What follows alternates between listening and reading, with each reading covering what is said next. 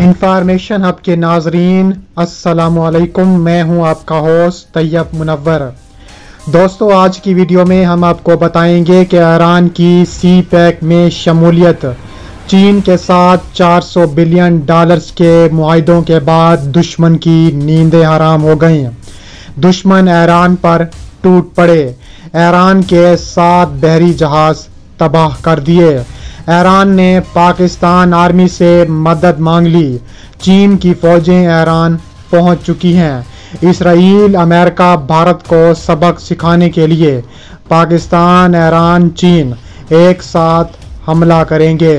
Video में आगे बढ़ने से पहले अगर आप पाकिस्तान से मोहब्बत करते हैं तो हमारी वीडियो को ज़रूर लाइक करें और नीचे कमेंट में अपनी राय का इजहार करें और चैनल को सब्सक्राइब करके बेल आइकन पर क्लिक कर दें। दोस्तों, भारत, इसराइल ने एक साथ ईरान पर धावा बोल दिया। तीनों ममालिक ने ईरान के 7 बहरी जहाज तबाह कर दिए। भारत की ईरान के खिलाफ हर्जा सराई जारी है। जब से ईरान ने चीन के साथ $400 बिलियन का मुआहदा किया है और पाकिस्तान की सी पैक में शमूलियत इख्तियार की है। दूसरी जानिब इसराइल का इस महीने दूसरा ख़तरनाक तरीन हमला ईरान के ऊपर कर दिया गया। ईरान के रियासती मीडिया के मुताबिक मुल्क के जनूब में बोशहर की बंदरगाह में खड़ी कम अज़ कम 7 कश्तियों में पुरअसरार हमला हुआ और आग भड़क उठी, जिस पर हकाम के मुताबिक काबू पा लिया गया। ईरान में सरकारी ज़राए इब्लाग से मौसूल होने वाली खबरों के मुताबिक ये आग उस शिप यार्ड में लगी जहां बहरी जहाज और कश्तियां बनाई जाती हैं। हंगामी हालात से निपटने के इदारे के एक मकामी एहलकार ने ईरानी खबरसां इदारे अरना को बताया कि आग पर काबू तो पा लिया गया है और कोई जानी नुकसान होने की इतला मौसूल नहीं हुई। आग लगने की वजह मालूम नहीं हो सकी, लेकिन हालिया हफ्तों में ईरान की कई हसास और दिफाई नौइयत की तनसीबात में इस तरह की आग लगने के पुरअसरार वाक़ियात पेश आ चुके हैं। इनमें मिसाइल फैक्ट्री, एक बिजली घर, एक मेडिकल क्लिनिक और एक जौहरी तनसीबात का कम्प्लेक्स भी शामिल है, जहां धमाके और आग लगने के वाक़ियात हो चुके हैं। हालिया वाक़ियात के बाद ये अफवाहें फैल रही हैं कि ये सबोताज की मुहिम का हिस्सा हो सकते हैं। दूसरी जानिब भारत और इसराइल ने ईरान पर हमला करते हुए ईरान के 7 जहाज तबाह कर दिए। पीर को शुमाल मशरकी शहर मशहद में एक सनदी जोन में गैस ज़ख़ीरा करने वाले 6 टैंक्स में आग लग गई थी, जिसमें से एक धमाके से तबाह हो गया था। इतवार को जनूब मगरबी शहर में एक पेट्रोकेमिकल फैक्ट्री में आग लग गई थी, जिसके बारे में कहा गया है वो तेल रखने से आग लगी थी। तेहरान में आग बुझाने वाले अमले के मुताबिक हफ्ते को शहर की एक रिहायशी इमारत के तहखाने में कई गैस सिलेंडर फट गए थे। ईरान के हुक्काम का कहना है कि वो इस बात का जायज़ा ले रहे हैं कि भारत और इसराइल ने यह हमला किस खौफनाक हद तक किया है और यूरेनियम अफसूदा करने वाले प्लांट और खाजर की फ़ज़ाइल फैक्ट्री में होने वाले धमाकों के पीछे बैरूनी अनासिर या मुल्क के अंदर ईरान मुखालिफ गिरोहों का हाथ तो नहीं। सन 2010 में अमेरिका और इसराइल में तैयार किए जाने वाले एक कंप्यूटर वायरस से जौहरी तनसीबात को निशाना बनाया गया था। ईरान में हाल ही में पेश आने वाले वाक़ियात जून के आखिर से ईरान के मुख्तलिफ इलाकों में पुरअसरार धमाके और आग लगने के वाक़ियात सामने आए हैं। ईरान के इलाके पारचन के करीब वाक़े खोजर की बैलिस्टिक मिसाइलों के लिए तेल फराहम करने वाली अहम तनसीब पर धमाका हुआ, जबकि इस दिन ईरान के शहर शराज में एक बिजली घर में आग लगने का वाक़या पेश आया, जिसके बायस शहर की बिजली मुअत्तल हो गई थी। ईरान के एक अस्पताल में धमाका हुआ, जिसके नतीजे में 19 अफराद हलाक हुए। रूसी, चीनी और ईरानी बहरी अफवाज की जंगी मशकें शुरू हो चुकी हैं। इन मुश्तरका फौजी मशकों का इलाका खलीज अमान और बहर हिंद से जुड़ा समंदरी हिस्सा है। ईरान के इर्द गिर्द का समंदरी इलाका हालिया कुछ महीनों से सबसे ज़्यादा बैनुल-अक़वामी अहमियत इख्तियार किए हुए हैं।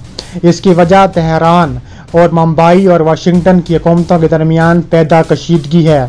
ईरान ने हाल ही में चीन के साथ $400 बिलियन के मुआहदों पर दस्तखत किए हैं और भारत को चाबहार पोर्ट से धक्के देकर निकाला है اور اب بھارت آپے سے باہر ہو گیا ہے۔ بھارت پاگل ہو چکا ہے اور بھارت ایران پر حملے کی تیاریاں مکمل کر چکا ہے اور ایران پر وہ بیشتر حملے بھی کر چکا ہے۔ اس کے مقابلے میں اسرائیل کا ایرانی حکومت پر الزام ہے کہ وہ مشرق وسطیٰ کے خطے میں مختلف دہشت گردانہ تحریکوں کی حمایت جاری رکھے ہوئے ہے۔ ایران شامی صدر بشار الاسد کا کھلا حلیف ہے اور لبنانی اور عسکری سیاسی تحریک حزب اللہ کی بھی واضح طور پر حمایت کرتا ہے۔ ایرانی حکومتی ٹیلی ویژن کے مطابق روس، پاکستان، چین اور ایران کی بحری فوجی مشقوں میں جنگی حالات میں متاثرہ بحری جہازوں کو محفوظ مقام تک منتقل کرنے کے ساتھ ساتھ قزاقوں کے خلاف مہم کو بھی پیش نظر رکھا گیا ہے۔ ان مشقوں میں تینوں ملکوں کے بحری جہاز فائرنگ کے دوران جوابی کارروائی پر بھی فوکس کریں گے۔ چین نے جمعہ 27 کو شروع ہونے والے فوجی مشقوں میں میزائل بردار جنگی بحری جہاز روانہ کر دیے ہیں۔ اس کا یہ بھی کہنا ہے کہ ان مشقوں کا بظاہر علاقائی سلامتی سے تعلق نہیں جوڑا جا سکتا، بلکہ یہ بحری فوجی کی استعداد بڑھانے سے متعلق ہیں۔ اس طرح روسی جنگی بحری جہاز بھی 4 روزہ بحری فوجی مشقوں میں حصہ لینے کے لیے پہنچے ہیں۔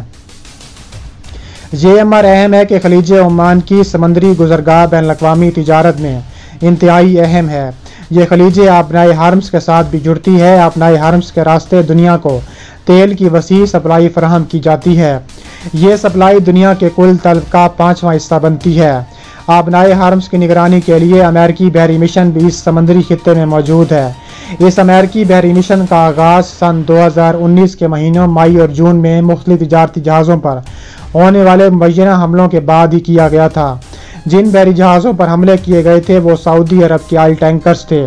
ایران ان حملوں میں ملوث ہونے کی تردید کرتا ہے۔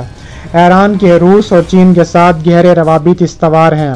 ماسکو اور بیجنگ حکومتیں ایران کی گئی بین الاقوامی فورس پر حمایت بھی کرتی ہیں۔ پاکستان فوج کے سربراہ جنرل قمر جاوید باجوہ نے اسلامی جمہوریہ ایران کی مسلح افواج کے سربراہ میجر جنرل باقری سے ٹیلی فونک رابطہ کیا ہے، جس میں سرحدی سیکیورٹی اور بھارت سے کیے گئے معاہدوں کے بعد صورتحال پر تبادلہ خیال کیا گیا۔ خبر رساں ایجنسی نے پاک فوج کے شعبہ تعلقات عامہ ISPR کے حوالے سے خبر دی ہے کہ دونوں کمانڈرز نے سرحد کے اطراف سیکیورٹی اقدامات مزید ساخت کرنے کے عزم کا اعادہ بھی کیا۔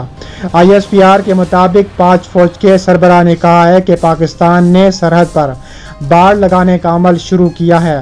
بارڈر سیکیورٹی اور سمگلنگ کی روک تھام کو یقینی بنانے کے لیے دو طرفہ تعاون کی ضرورت ہے۔ اس کے علاوہ بھارت نے اگر جنگ کی تو بھارت کو بھرپور جواب دیا جائے گا۔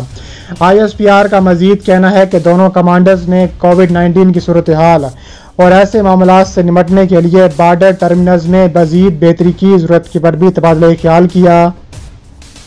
پاک فوج کے سربراہ جنرل باجوہ نے بھی باہمی احترام، عدم مداخلت اور برابری کی بنیاد پر علاقائی امن و استحکام کے لیے پاکستان کی خواہش کا اعادہ بھی کیا۔ واضح رہے کہ پاک ایران سرحد پر معمور دونوں ملکوں کے سیکیورٹی فورسز پر دہشت گردانہ حملے ہوتے رہتے ہیں، اور اس بار بھارت نے اور اسرائیل نے ایران پر حملہ کیا ہے اور پاکستان نے ایران کا ساتھ دیتے ہوئے اور چین کا ساتھ دیتے ہوئے فوجیں ایران روانہ کر دی ہیں۔ ایران نے سی پیک قوی علاقائی کی ترقی اور تعاون کا شاہکار منصوبہ قرار دیتے ہوئے اس میں شمولیت کا اعلان کر دیا ہے۔ انہوں نے کہا ہے کہ یہ صرف پاکستان، چین بلکہ پورے خطے کی تقدیر بدل دے گا۔ ایرانی میڈیا کے مطابق پاکستان میں تعینات ایران کے سفیر سید علی حسینی نے ایک انٹرویو میں کہا ہے کہ سی پیک اور بیلٹ اینڈ روڈ BRT منصوبے خطے کی تقدیر بدل دیں گے۔ یہ منصوبے علاقائی ترقی خصوصاً پاکستان، چین اور ایران کے لیے انتہائی فائدہ مند ثابت ہوں گی۔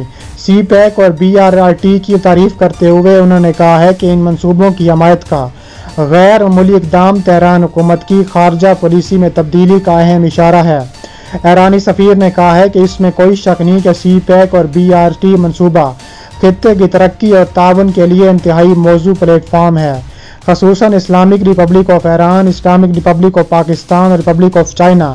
یہ منفرد ترقی کے منصوبے نہ صرف ہمارے لیے فائدہ مند ہیں بلکہ علاقائی تعاون و ترقی کے ساتھ ساتھ دیگر ممالک کے لیے بھی سود مند ہیں۔ یاد رہے کہ ایران نے گزشتہ روز چابہار ویلے لائن منصوبے کو بھارت کے بغیر مکمل کرنے کا اعلان کیا۔ بھارت اور ایران کے درمیان یہ معاہدہ 4 سال پہلے طے پایا تھا اور منصوبے کے تحت افغان سرحد پر چابہار سے زہدان تک ریلوے لائن تعمیر ہونی تھی، لیکن بھارت کی جانب سے پروجیکٹ پر کام شروع کرنے اور فنڈز کی فراہمی میں مسلسل تاخیر ہوتی رہی۔ تاہم ایران یہ پروجیکٹ مارچ 2022 تک خود مکمل کرے گا۔ اس کے علاوہ بھارت کو سبق سکھانے کا بھی فیصلہ کیا گیا ہے اور تینوں افواج مل کر اسرائیل اور بھارت پر حملہ آور ہو جائیں گی۔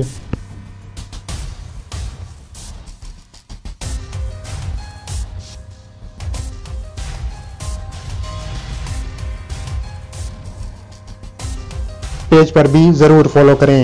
ملتے ہیں نیکسٹ ویڈیو میں۔ اللہ حافظ۔